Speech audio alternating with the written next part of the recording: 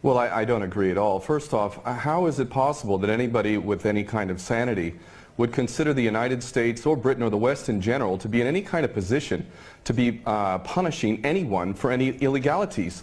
If we want to take a look at Iraq, there is at least 1 million, probably even close to 2 million dead. We invaded that country, destroyed it, created millions of orphans, millions of refugees, and never even so much as apologized for that. Let's go back to Vietnam, where we dropped 20 million bombs, more than all of World War II combined. We have destroyed so many countries. We have tortured and killed and maimed and raped around this planet. Who in the hell in their right mind would consider the United States or the West in general to be in any position to punish anybody? Never mind the obvious facts that this is a false flag attack and a long list of false flag attacks, which let's get into that, please. Well, we don't operate under international law. What we have is the color of law, the law of the jungle, in which the rich and the powerful basically determine what goes and what doesn't go.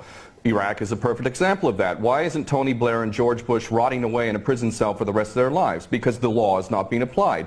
These are war criminals and they should be in prison for the rest of their lives, if not executed, if their own rules were adhered to for their own crimes. Not only that, but we need to really understand the truth here. First off, all of these players, these politicians, are nothing more than puppets. They don't serve the people. There is no real democracy. They really serve the rich and powerful who run the world, and that would be the bankers who control the money supply. The bankers, of course, make huge amounts of money. Whether they make bad investments or not, wars are great for them, and ultimately they control the politicians, and that is why we see these policies.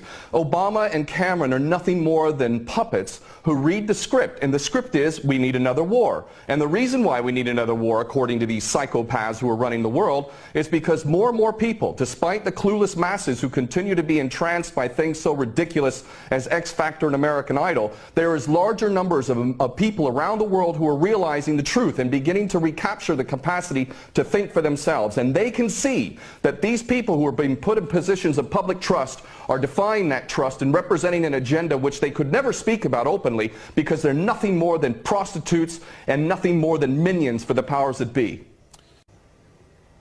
Well, the Greater Israel Project is all about destabilizing surrounding nations, ultimately in pursuit of this dream of Greater Israel from the Euphrates down to the Nile, all the way over to the Eastern Mediterranean. This is the dream of these psychopaths, and so destabilizing governments, creating sectarian strife is all part of that menu and all part of the design to create Greater Israel. So that goes, that's self-evident. But I have to go back to what this gentleman is saying in Washington, D.C. about America not wanting to get involved, or Obama not getting involved. What are you talking about?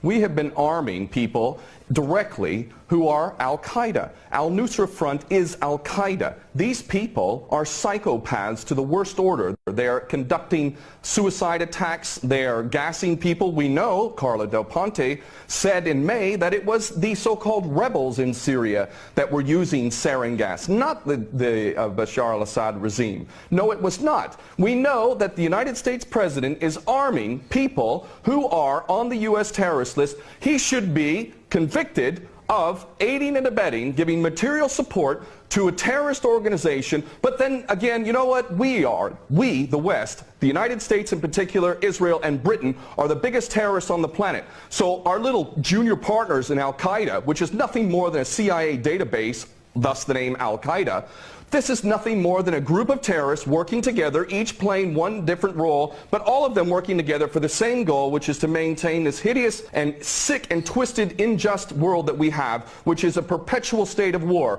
Always one illusion, one boogeyman after another. But the fact is, Obama is nothing more than a puppet war criminal, just like his predecessor and every other U.S. president before him. So please don't tell people out there that the U.S. is not involved. It's directly involved, and it is arming people who are absolute psychopaths. Because the United States has never been interested in anything. Ken O'Keefe, go ahead. Has never been interested in anything other than war. The United States is in a perpetual state of war because the bankers control the politicians and they read the script as given to them by the banksters, and they make huge amounts of money off of this. What this gentleman is saying about the United States not wanting war, not wanting to get involved, is like Iraq 2.0. It's a repeat of the same rubbish that was said, oh, we don't want war, war is a last resort. That's absolutely untrue. It's a lie.